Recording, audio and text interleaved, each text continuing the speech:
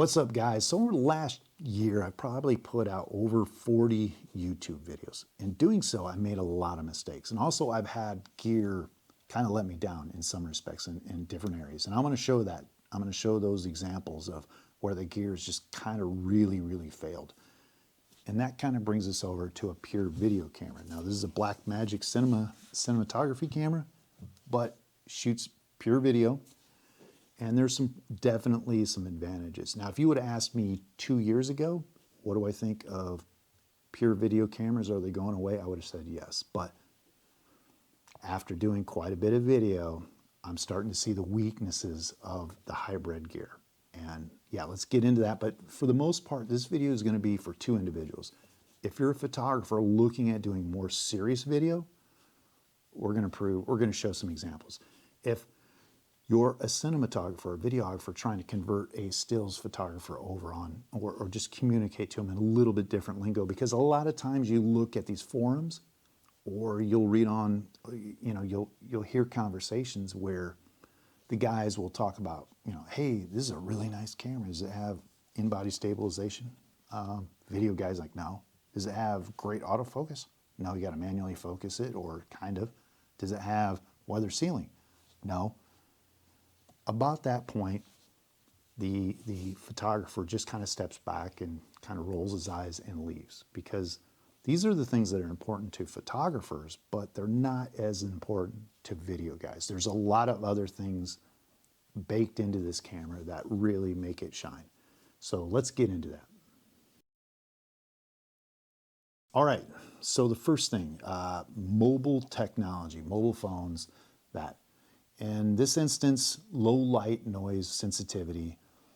A lot of these video cameras have what's called dual ISO performance, meaning they almost have like another gear, another little bit extra for signal to noise ratio. And they're built, the chips are built for lower megapixels, but better signal to noise ratios, better ISO performance in that, bigger photo sites. So in this instance, I'll show you where outside I was using my iPhone for the backyard birding video, and not more than 2 minutes later, outside the video was, I thought was good, very acceptable. I went inside right next to the window, thinking I had plenty of window light, and bam. When I started processing it, I seen all the detail, the image kind of get washed out, tons of noise in there, and that's just something that is very much the case with small sensor technology, especially video. Now you can get away with great pictures with small sensors, but one thing I noticed with small sensors and video, there's a lot going on which we'll get into, and the reasons why it gets really noisy really quick and they're processing a lot of data. But just know that your video camera, if you get a halfway decent one, it's going to have another gear, and it's not going to have a whole lot of megapixels, but it has, let's say, 9 megapixel image, still image, but it can do a lot with that as far as image quality and low noise signal ratio. Okay, next issue is time limit and overheating. So most of the APS-C cameras have a time limit of 5, 10, 15 to 30 minutes.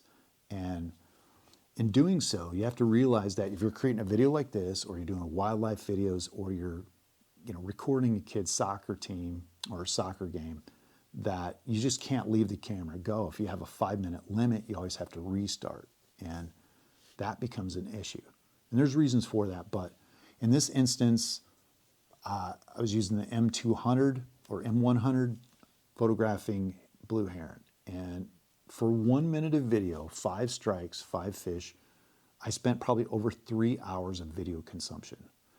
And as you can tell, this has a 15-minute time limit. I had to restart each time and just watch it and figure out if the blue heron was going to try to do a strike then. Because a lot of times these animals, it's very hard to tell when they're going to actually do a strike, because they're so still and it just happens just instantaneously. So you're going to burn a lot of video. If you're doing a ball game and you want the whole thing, you're going to have to watch it like a hawk. You're going to definitely have to be on top of this.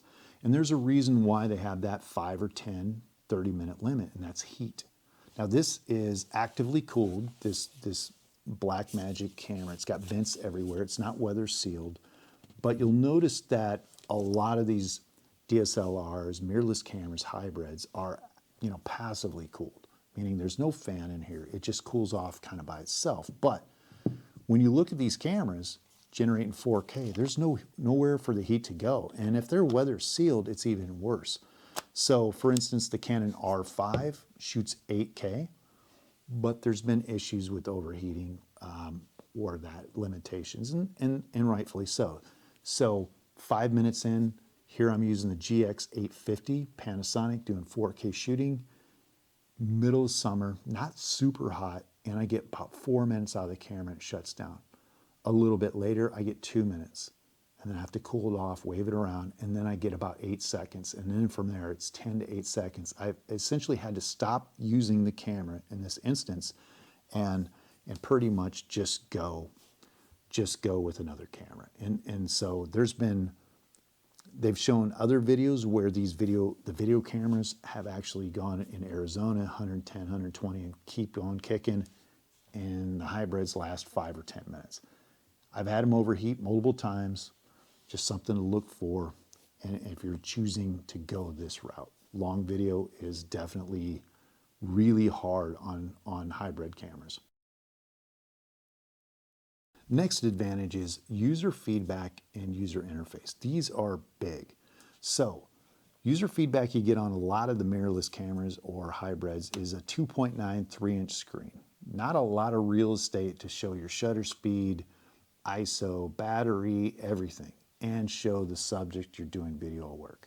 It's pretty tough. Now in the last video, I had a prairie chicken video where I was struggling with having all this information on the screen and doing video. Sometimes the actual autofocus would flake out and I wouldn't necessarily catch it.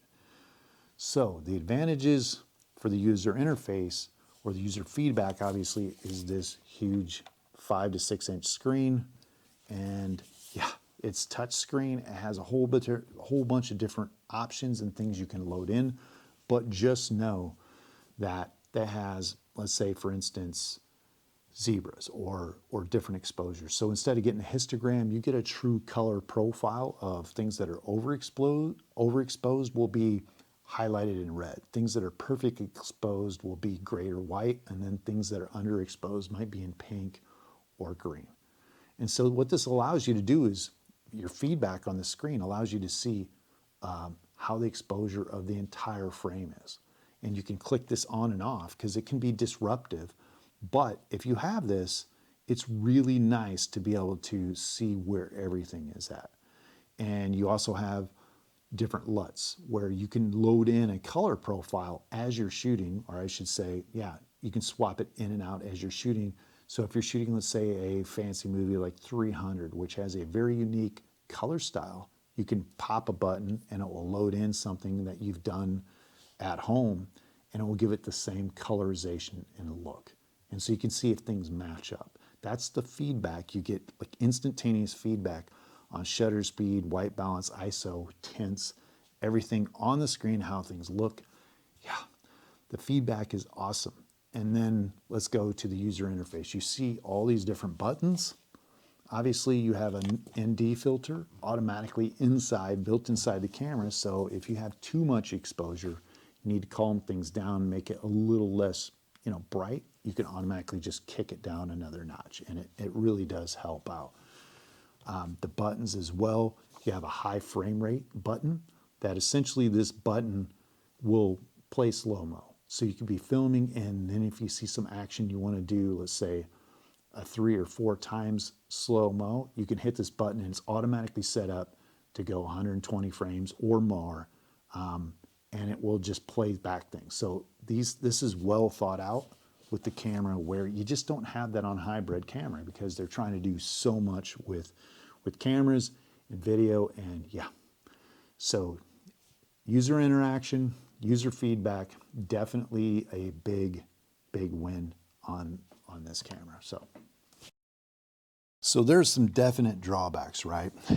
No image stability, no weather sealing, manual focus or limited focus.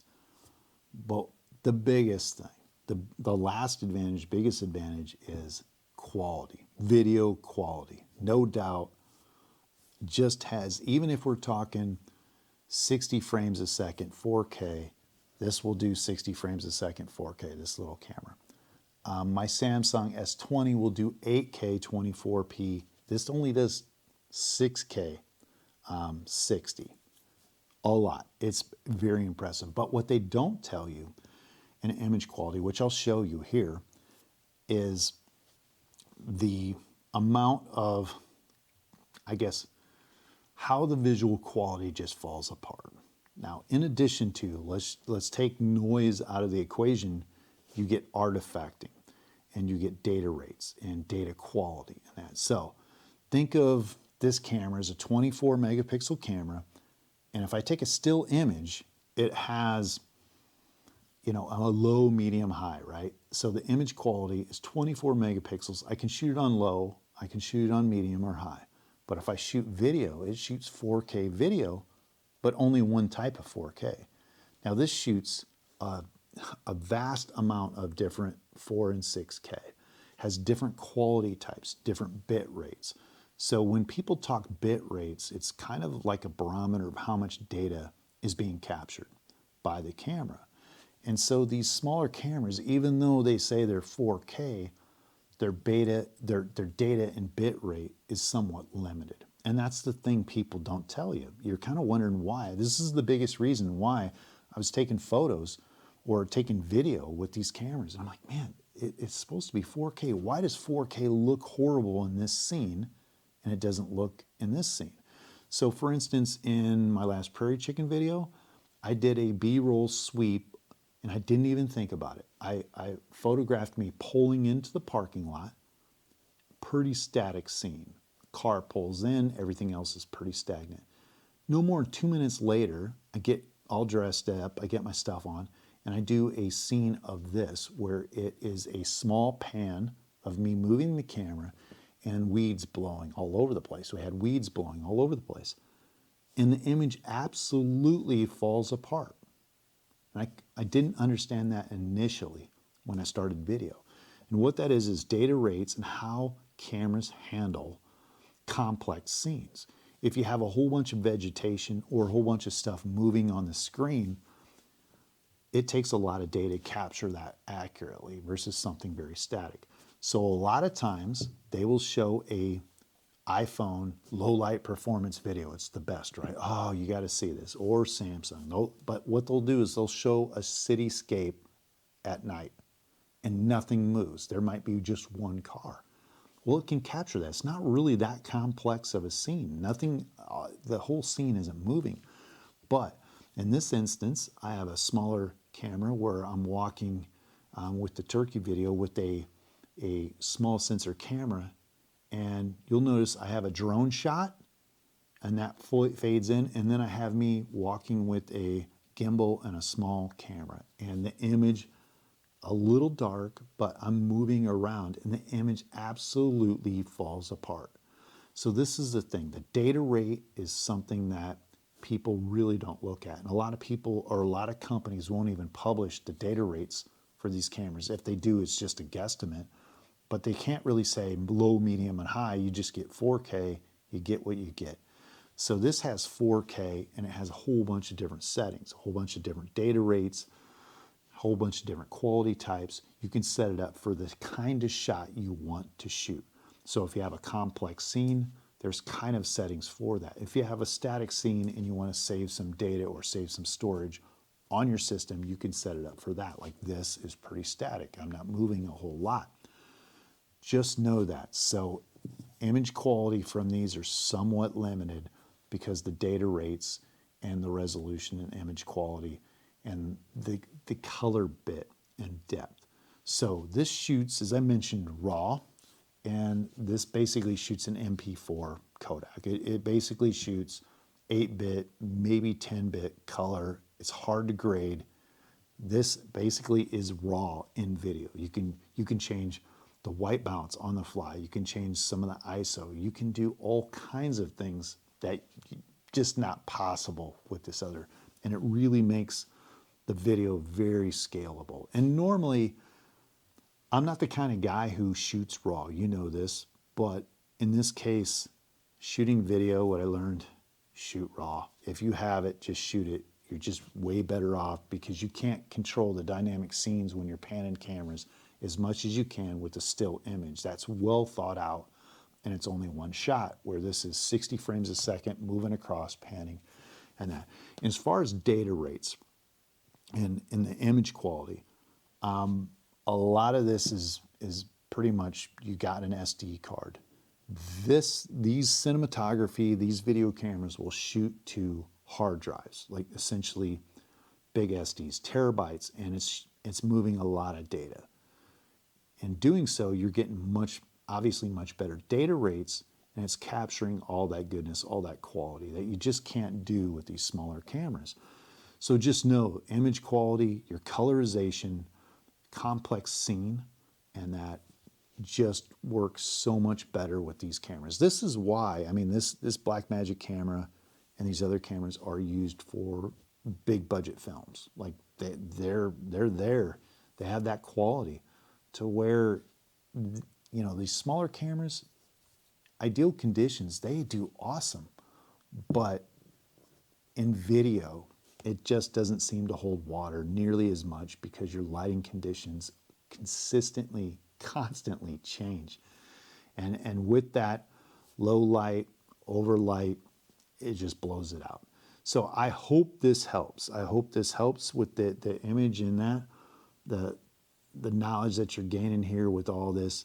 But to me, video cameras aren't going to die out anytime soon, simply from the fact that they're so scalable. Even though they lack all these other features, it's hard to look the other way when you start really getting down and moving a lot of data in video and the colorization and the quality. You know, you can have a 1080p 4K and it will outshoot a 8K on some other camera system like a mobile phone or that. So anyway, if you guys like this stuff, like, subscribe. Any questions, comments down below, write it and I will reply back to you, and hopefully see you guys next week.